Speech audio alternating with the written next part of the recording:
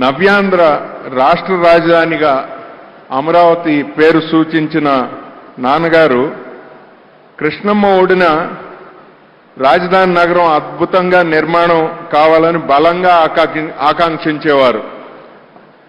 ఆ శంకుస్థాపనకు కూడా గౌరవ చంద్రబాబు నాయుడు గారి ఆహ్వానంపై వచ్చి ఆయన ఆనందం పంచుకున్నారు.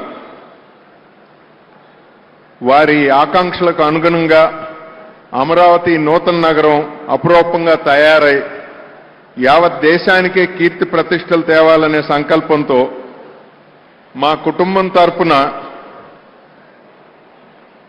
10 కోట్ల రూపాయలు విరాళంగా అందజేస్తున్నాం.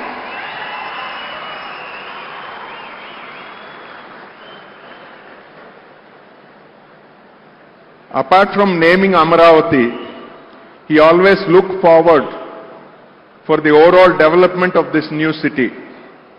As a token gesture of the family for the continuance of his vision for this megapolis in the making, Amaravati, we are happy to present a check for rupees 10 crores to be used for the development of the city.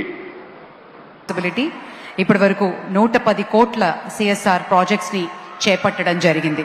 అటు తెలంగాణలో ఆంధ్రాలో కూడా గ్రామాల్ని దత్తత తీసుకుని అక్కడ కావాల్సిన ఏర్పాట్లన్నీ చూస్తున్నటువంటి రామోజీ ఫౌండేషన్ ద్వారా rural development, social welfare activities, అలాగే old age homes, Ramoji academy of movies మరియు లక్ష్య అంటూ స్పోర్ట్స్ డెవలప్మెంట్ ఇనిషియేటివ్ కూడా తీసుకుంటున్నారు. మరి ఈ వేదిక మీద 10 కోట్ల చెక్కుని రాష్ట్ర ప్రభుత్వానికి అందిస్తున్నారు రామోజీ ఫౌండేషన్ పక్షాన శైలజ కిరణ్ మరియు కుటుంబం.